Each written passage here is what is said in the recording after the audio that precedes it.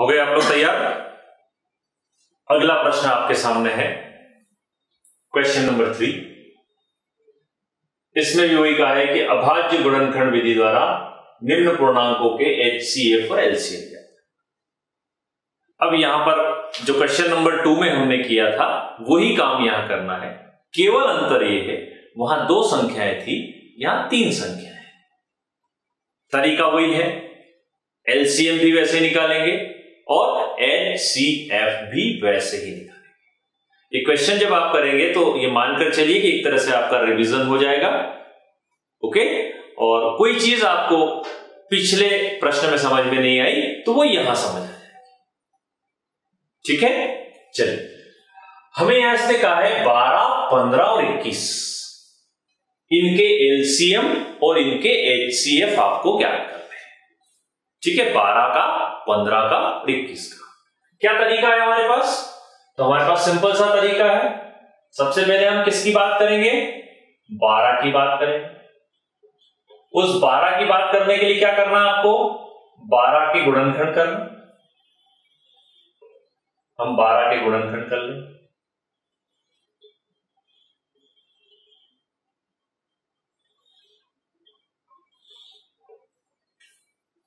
ठीक है। 2 किससे डिवाइड होगा? अब तो आपको पहचान हो गई होगी किससे डिवाइड होगा। 2 से कितनी बार जाएगा? 12, 2 6 या 12, ये 6 बार गया। फिर ये किससे डिवाइड होना है? ये फिर 2 से डिवाइड होगा, कितनी बार जाएगा? 3 बार, 2 3 6। फिर ये 3 से डिवाइड होगा और यहां कितना आएगा? 1। आ रहा है समझ? ये आपके गुणनखंड किसके हो गए? 12 के। अब जब 12 के गुणनखंड हो गए, अभाज्य गुणनखंड, तो हम इसको ऐसा लिखते हैं 12 के गुणनखंड में 2 गुणित 2 गुणित 3।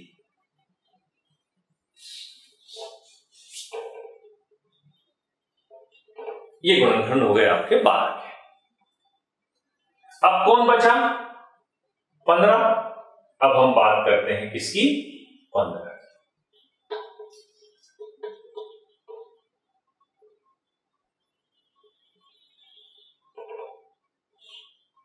ये है आपका 15। बताओ भाई 15 में किसका भाग होगा? 2 का जाएगा क्या? बोलो जल्दी। नहीं जाएगा। 3 का जाएगा क्या? 3 की टेबल में 15 आता है, यस। तो ये हुआ 3, 5 बार गया। 5 में और किसी का डिवाइडेशन नहीं होगा, 5 से इसको डिवाइड कर यहां 1 ले लेंगे। ये हो गए आपके किसके गुणनखंड? 15 यानी कि 15 के। बोलो भाई क्या हुआ? 15 के गुणनखंड दिख रहा है आपको बोर्ड पर? कितना हो गया? 3 into 5। ये हो गया 3 into 5। अब 15 के बाद कौन बचा? 21। अब हम बात करेंगे 21 की। ये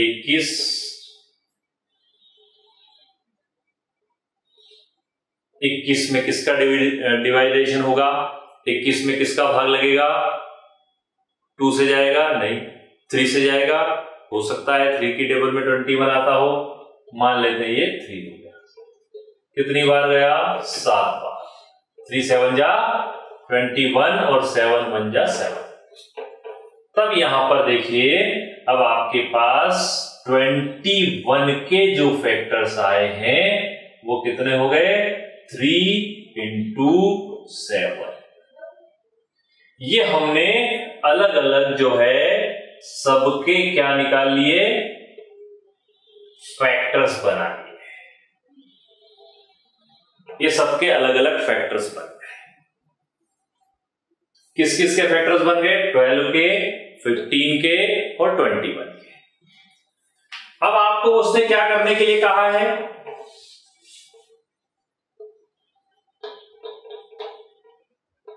अब उसने हमसे कहा है कि आपको क्या निकालना है? HCF और LCF।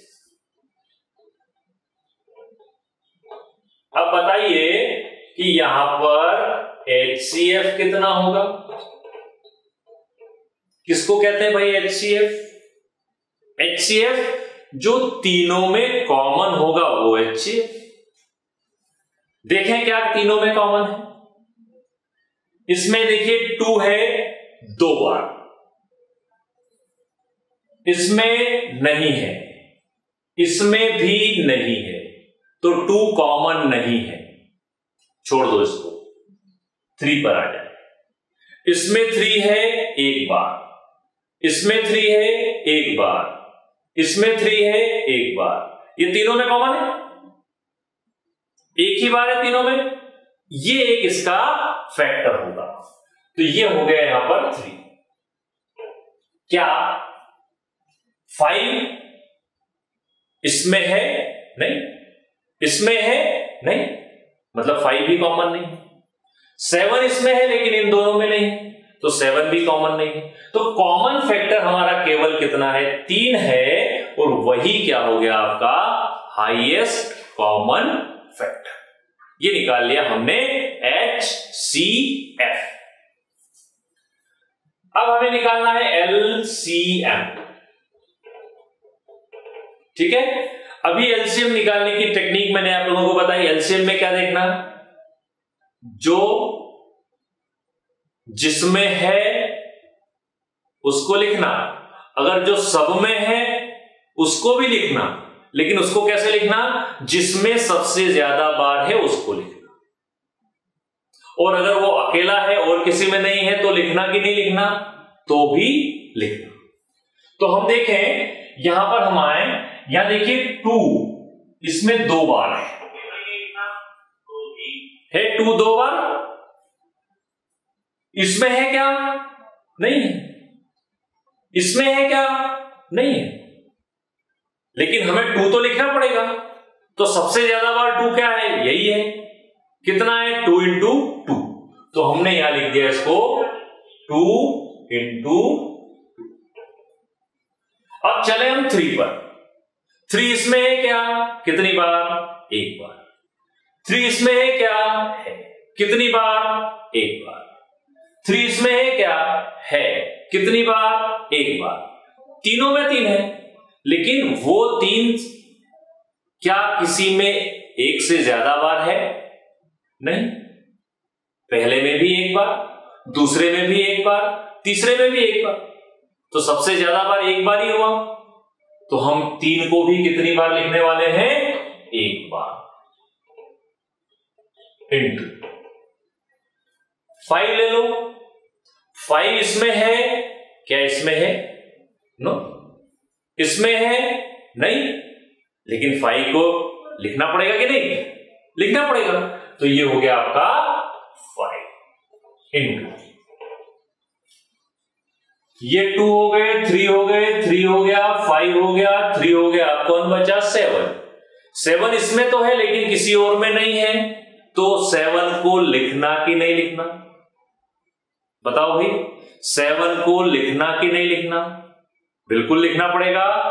अभी हमने क्या कहा? सबको लिखना है, लेकिन यदि कोई एक से ज्यादा बार है तो उसको उस ज्यादा बार लिखना है। तो यहां पर 7 एक बार है, तो हम यहां पर 7 लिख देंगे। अब इनका आप मल्टीप्लिकेशन कर लो। कितना आ रहा है एलसीएम? ये एलसीएम आपका हो जाएगा 420। कितना हो गया? एलसीएम 420 और एचसीएफ हो गया आपका 3। ये क्वेश्चन नंबर कौन सा पूरा हो गया आपका? 3। इस क्वेश्चन नंबर 3 में बुक में 2 क्वेश्चंस और हैं, वो दोनों क्वेश्चंस आप बिल्कुल इसी पैटर्न पर हल कीजिएगा। ओके? हो सकता है कोई प्रश्न ऐसा हो जिसमें ये या ये इनमें से कोई भी कॉमन नहीं हो। कॉमन नहीं हो उस वक्त उसका एचसीएफ क्या होगा? इसमें 2 है, इसमें नहीं है, इसमें नहीं है। दिख रहा है 3 इसमें है, इसमें है, इसमें भी है, तो हमने 3 को कॉमन ले लिया। बाई चांस ऐसा प्रश्न हमारे पास आ जाए कि जो इसमें है वो इसमें भी नहीं है, इसमें भी नहीं है, मतलब तीनों में कोई भी कॉमन नहीं है, उस वक्त उसका HCF क्या होगा? क्या HCF शून्य होगा?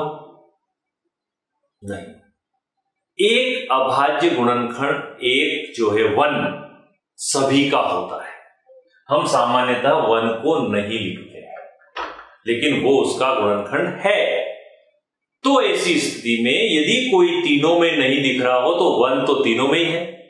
भाई 1 अभी मान लो इसमें भी कॉमन नहीं है, तो 1 इसमें भी है, इसमें भी है, इसमें भी है, क्योंकि 1 का मल्टीप्लिकेशन करने पर वैल्यू तो उतनी आनी है। तो 1 इसमें भी है, इसमें भी है, इसमें भी है, तो हाईएस्ट कॉमन फैक्टर कितना हो गया आपका? 1 हो जाएगा। तो यदि ऐसा कोई प्रश्न आपके पास आए जिसमें कोई कॉमन नहीं दिखे तो आप उसको 0 मत लिखिएगा, उसकी जगह हाईएस्ट कॉमन फैक्टर कितना लिखना पड़ेगा? आपको 1 लिखना पड़ेगा। ठीक है, क्लियर? कोई डाउट? तो इस तरह से ये आपका क्वेश्चन नंबर कौन सा पूरा हो गया? 3। इसके 2 प्रश्न बुक में और हैं, बिल्कुल इसी पैटर्न पर, उनको आप सॉल्व कीजिएगा। आप उन प्रश्नों को हल कीजिए। तब तक मैं आपसे विदा चाहता हूं। मैं अगले प्रश्न के साथ आपसे फिर भेंट करूंगा।